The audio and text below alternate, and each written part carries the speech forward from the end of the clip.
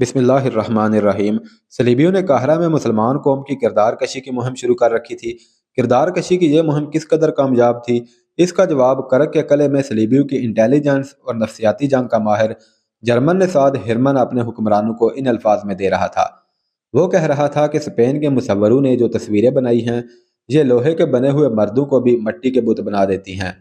उसने एक मर्द और एक औरत की एक ऐसी फहश तस्वीर हाजरीन को दिखाई। यह बड़े साइज की तस्वीर थी जो ब्रश से दिलकश रंगों में बनाई गई थी। सलीबी हुक्मरानों ने तस्वीर देखकर एक दूसरे के साथ नंगे मजाक शुरू कर दिए। हरमन ने कहा कि मैंने ऐसी बेशुमार तस्वीरें बनवाकर मिस्र के बड़े बड़े शहरों में उनकी खुफिया नुमाइश का इंतज़ाम कर दिया है। वहाँ से हमारी कामयाबी की इत्तलाएं आ रही हैं। मैंने काहरा की नौजवान नस्ल में हिवानी जज्बा भड़का दिया है। यह ऐसा ताकतवर जज्बा है जो मुश्तइल हो जाए तो इंसानी जज्बों को, जिनमें कौमी जज्बा ख़ास तौर पर शामिल है, तबाह कर देता है। इन तस्वीरों ने मिस्र में मुकीम मुसलमान फ़ौज को जहनी और हलाकी लिहाज से बेकार करना शुरू कर दिया है। इन तस्वीरों की लज़्ज़त नशा भी मांगती है। मैंने इसका भी इंतज़ाम कर दिया है।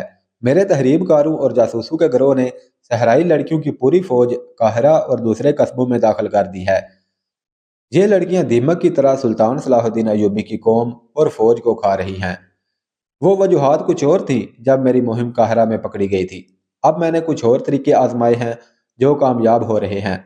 अब वहाँ के मुसलमान खुद मेरी मुहिम की हिफाजत करेंगे और उसे तकवीत देंगे। वो इस जहनी अयाशी के आदी हो गए हैं। थोड़े ही अरसे बाद मैं उनके जहनों में उनकी अपनी ही कौम और अपने ही मुल्क के खिलाफ जहर भरना शुरू कर दूंगा। सुल्तान सलाहुद्दीन अयूबी बहुत होशियार आदमी है, हाजरीन में से किसी ने कहा। वो जूं ही मिस्र पहुंचा तुम्हारी इस मुहिम को जड़ से उखाड़ देगा। अगर वो मिस्र पहुंचा तो ना, हिरमन ने कहा। इस सवाल का जवाब आप ही दे सकते हैं कि आप इसका मुहासरा कामयाब होने देंगे या नहीं।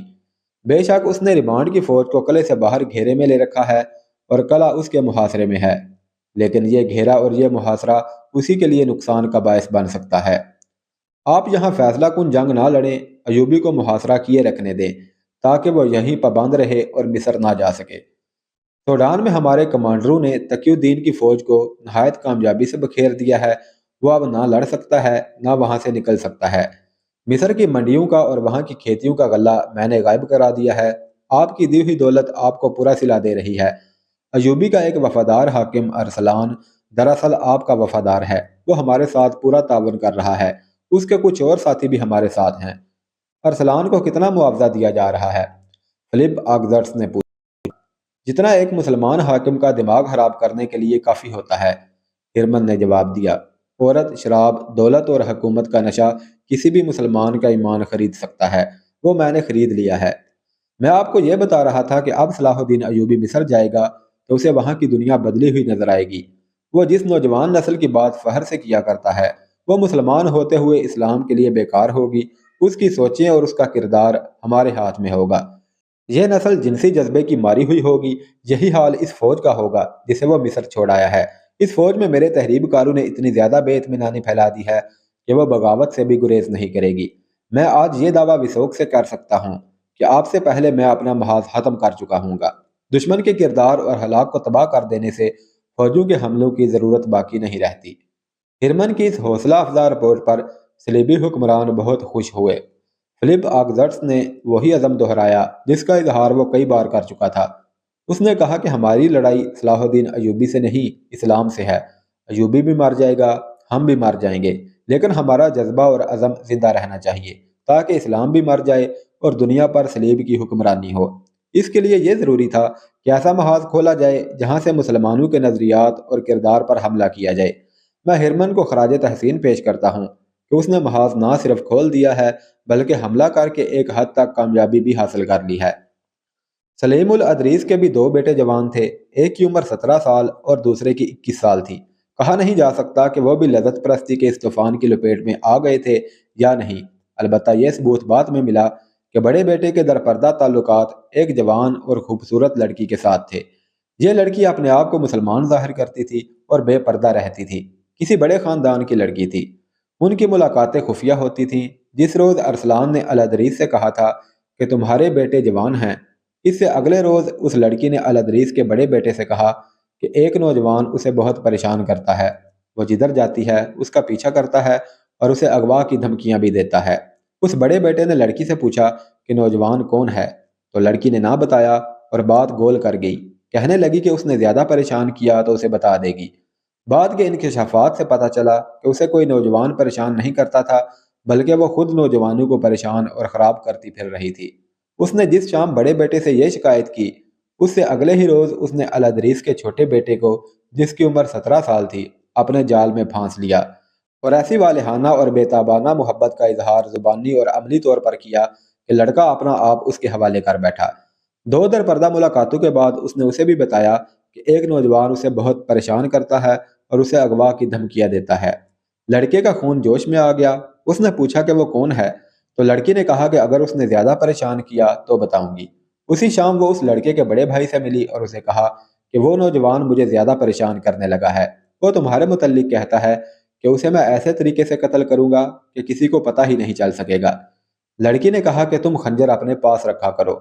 دوسری شام کی ملاقات میں اس نے چھوٹے بھائی کو اسی طرح مشتعل کیا اور اسے بھی کہا کہ وہ خنجر اپنے پاس رکھا کرے۔ چنانچہ دونوں بھائی اس حقیقت سے بے خبر کہ وہ ایک ہی لڑکی کے جال میں پھنسے ہوئے ہیں، خنجر اپنے پاس رکھنے لگے۔ لڑکی دونوں سے الگ الگ ملتی رہی۔ صرف 5 دنوں میں لڑکی نے دونوں بھائیوں کو پہلے حیوان اور پھر درندہ بنا دیا۔ ایک شام اس نے بڑے بھائی کو شہر سے ذرا باہر ایک اندھیری جگہ ملنے کو کہا۔ چھوٹے بھائی کو بھی اس نے وہی وقت اور وہی جگہ بتائی اور دونوں سے یہ بھی کہا کہ وہ نوجوان جو مجھے پریشان کیا کرتا ہے، آج کہہ گیا ہے کہ شام کو جہاں بھی جاؤ گی مجھے وہاں پاؤ گی اور میں تمہارے چاہنے والے کو تمہارے سامنے قتل کروں گا۔ لڑکی نے کہا میں نے اسے کہا ہے کہ اگر تم اتنے دلیر ہو تو شام کو اس جگہ آ جانا، اگر تم نے اسے قتل کر دیا تو میں تمہاری ہو جاؤں گی۔ اس طرح دونوں بھائی خون ریز مار کا لڑنے کے لیے تیار ہو گئے۔ شام کو بڑا بھائی خنجر لیے اس جگہ پہنچ گیا جو اس لڑکی نے بتائی تھی۔ اس نے ایسی استادی کا مظاہرہ کیا کہ جگہ اندھیری کا انتخاب کیا اور یہ بھی خیال رکھا کہ دونوں بھائی اس کے پہنچنے سے پہلے ہی اکٹھے ہو کر ایک دوسرے کو پہچان نہ لیں۔ وہ وہاں پہنچی تو بڑے بھائی کو وہاں موجود پایا۔ اس نے اسے بتایا کہ وہ نوجوان میرے پیچھے آ رہا ہے۔ بڑے بھائی نے خنجر نکال لیا اور فوراً ہی بعد چھوٹا بھائی آ گیا۔ لڑکی نے بڑے بھائی سے کہا کہ وہ آ گیا ہے، لیکن میں نہیں چاہتی کہ خون خرابہ ہو، میں اسے کہتی ہوں کہ وہ چلا جائے۔ یہ کہہ کر وہ چھوٹے بھائی کے پاس گئی اور اسے کہا کہ وہ پہلے سے موجود ہے اور اس کے ہاتھ میں خنجر ہے۔ چھوٹے بھائی کی عقل پر جوانی کا تازہ خون سوار تھا۔ اس نے خنجر نکالا اور اندھیرے میں اپنے بھائی کی طرف دوڑا۔ بڑے بھائی نے حملہ آور کو اتنی تیزی سے آتے دیکھا تو وہ بھی تیزی سے آگے بڑھا۔ بھائیوں نے ایک دوسرے پر رقابت کے جوش میں بڑے گہرے وار کیے۔ وہ گر کر اٹھے اور ایک دوسرے کو لہو لہان کرتے رہے۔ لڑکی انہیں بھڑکاتی رہی۔ علی بن سفیان کے شعبہ جاسوسی کے آدمی رات کو گشت پر رہتے تھے۔ اتفاق سے ایک گھوڑ سوار گشت پر ادھر آ نکلا۔ لڑکی بھاگ اٹھی۔ گھوڑ سوار نے اسے دور نہ جانے دیا اور پکڑ کر واپس لے گیا۔ وہاں دونوں بھائی زمین پر پڑے آخری سانسیں لے رہے تھے۔ لڑکی نے ان سے لاتعلقی کے اظہار کی بہت کوشش کی، لیکن اس آدمی نے اسے نہ چھوڑا۔ لڑکی کے دیے ہوئے لالچ کو بھی اس نے قبول نہ کیا۔ اس نے پکار پکار کر گشتی پہرے داروں کو بلا لیا۔ اس وقت تک دونوں بھائی مر چکے تھے۔ لڑکی کو اسی وقت علی بن سفیان کے پاس لے گئے۔ لاشیں بھی لائی گئیں۔ روشنی میں دیکھا تو دونوں بھائی تھے۔ سلیم الادریس کو اطلاع دی گئی۔ تصور کیا جا سکتا ہے کہ اپنے جوان بیٹوں کی لاشیں دیکھ کر اس کا کیا حشر ہوا ہوگا۔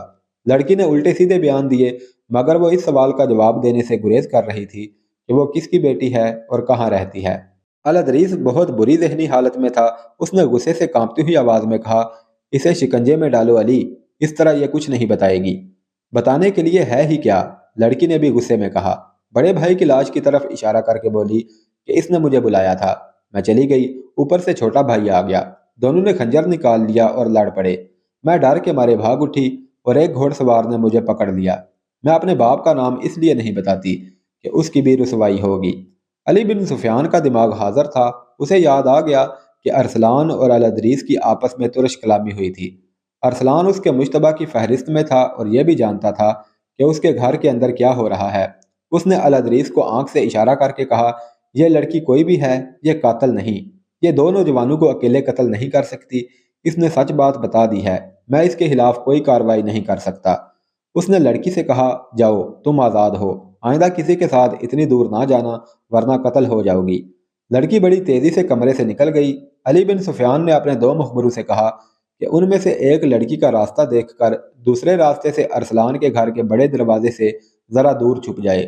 اور دوسرا ایسے طریقے سے لڑکی کا تعاقب کرے کہ لڑکی کو پتہ نہ چلے اور وہ جہاں بھی جائے فوراً اطلاع دی جائے۔ دونوں آدمی چلے گئے۔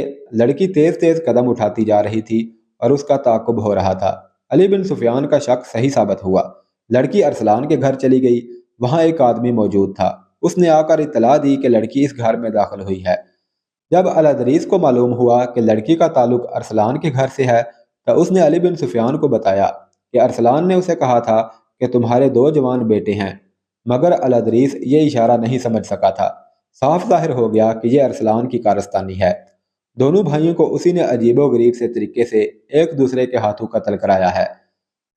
الادریس نے حاکم اعلیٰ کو اطلاع دی۔ پولیس کا سربراہ غیاث بلبیس بھی آ گیا۔ علی بن سفیان کو بھی خصوصی احتیاطات حاصل تھے۔ انہوں نے فیصلہ کیا کہ ارسلان کے گھر چھاپا مار کر اسے گھر میں ہی نظر بند کر دیا جائے۔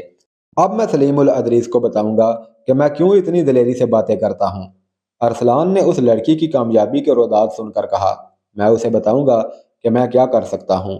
اس نے لڑکی کو شراب پیش کی اور دونوں کامیابی کا جشن منانے لگے۔ ان کا جشن ابھی ختم نہیں ہوا تھا کہ بغیر اطلاع کے کوئی اندر آ گیا۔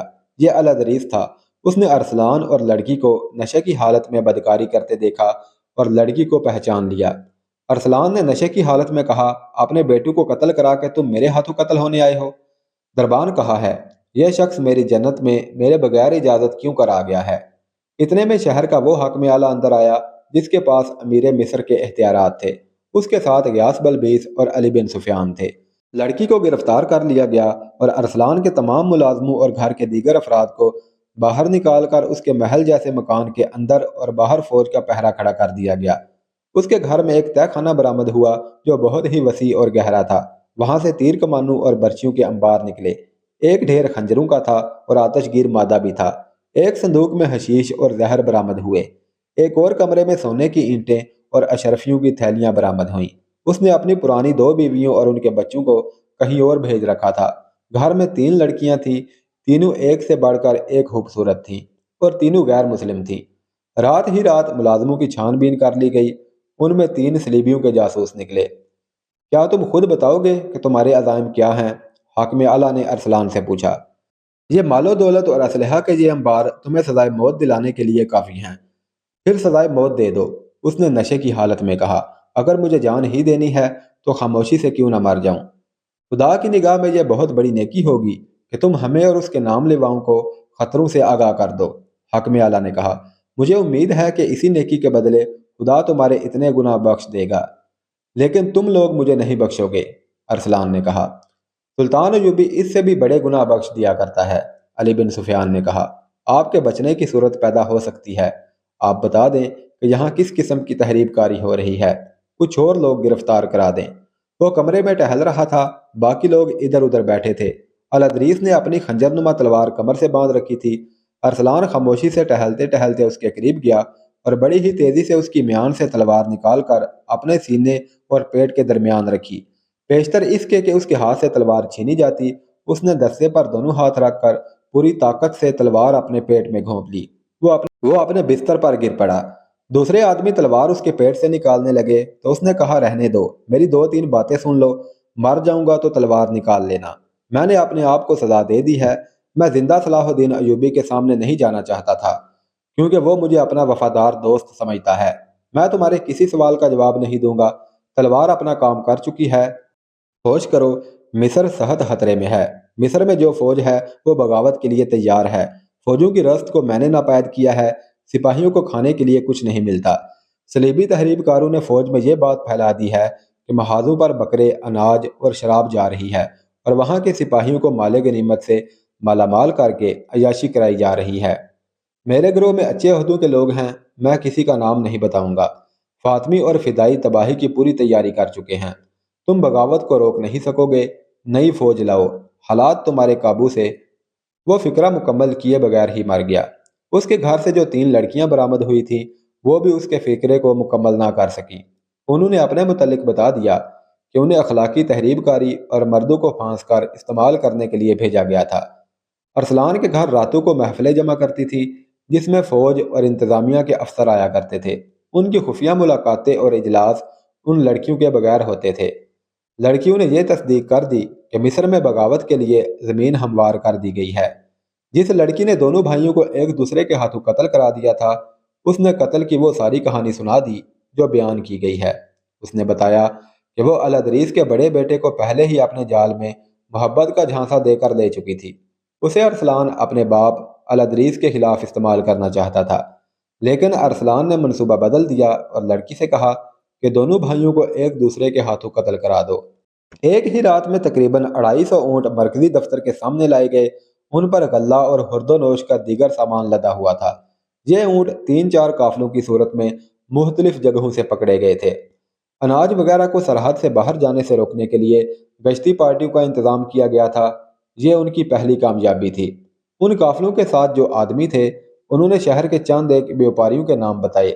ان بیوپاریوں نے تمام غلہ اور دیگر سامان زیر زمین کر لیا تھا۔ آدھی رات کے بعد وہ یہ سامان باہر کے اجنبی تاجروں کے ہاتھ بیچتے تھے۔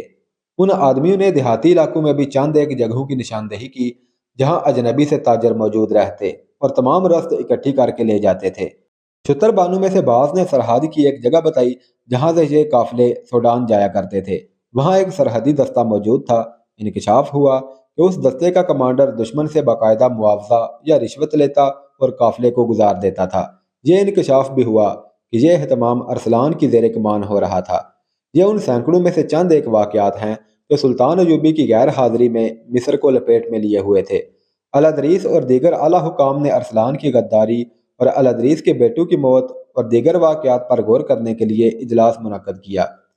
علی بن سفیان اور غیاث بلبیس نے یہ مشورہ پیش کیا کہ حالات اتنے بگڑ گئے ہیں کہ ان کے بس میں نہیں رہے، بیشتر اس کے کہ مصر میں بغاوت ہو جائے یا فاطمیوں کے اور فدائیوں کے ہاتھوں کوئی اعلیٰ شخصیت قتل ہو جائے۔ سلطان صلاح الدین ایوبی کو مکمل حالات سے آگاہ کر دیا جائے اور انہیں مشورہ دیا جائے کہ ممکن ہو سکے تو وہ کرک کا محاصرہ اپنے نائبین کے سپرد کر کے قاہرہ آ جائیں۔ ایک قاصد کو تو پہلے ہی بھیج دیا گیا تھا مگر اسے تفصیلات نہیں بتائی گئی تھی۔ اب سنگین وارداتیں ہو گئیں تو اجلاس میں فیصلہ ہوا کہ علی بن سفیان محاذ پر سلطان ایوبی کے پاس چلا جائے۔ کرک کے محاصرے کو 2 مہینے گزر گئے تھے مگر کامیابی کی کوئی صورت نظر نہیں آتی تھی۔ صلیبیوں نے دفاع کے غیر معمولی انتظامات کر رکھے تھے۔ ایک انتظام یہ تھا کہ شہر میں سامان خرد و نوش کا ذخیرہ کافی تھا۔ ایک جاسوس نے اندر سے تیر کے ساتھ پیغام باندھ کر باہر پھینکا تھا جس میں تحریر تھا کہ اندر خوراک کی کمی نہیں۔ مسلمان باشندوں پر اتنی سخت پابندیاں عائد کر دی گئی تھیں کہ ان کے گھروں کی دیواریں بھی ان کے خلاف مخبری اور جاسوسی کرتی تھیں۔ اس لیے اندر تحریب کاری ممکن نہیں ہو رہی تھی، ورنہ خوراک کا ذخیرہ تباہ کر دیا جاتا۔ شہر میں سلطان صلاح الدین ایوبی کے جاسوسوں کی بھی کمی تھی۔ وہ کبھی کبھی رات کے وقت تیر کے ساتھ پیغام باندھ کر اور موقع محل دیکھ کر باہر کو تیر چلا دیتے تھے۔ فوجوں کو حکم تھا کہ ایسا تیر نظر آئے تو وہ اپنے کمانڈر تک پہنچا دیں۔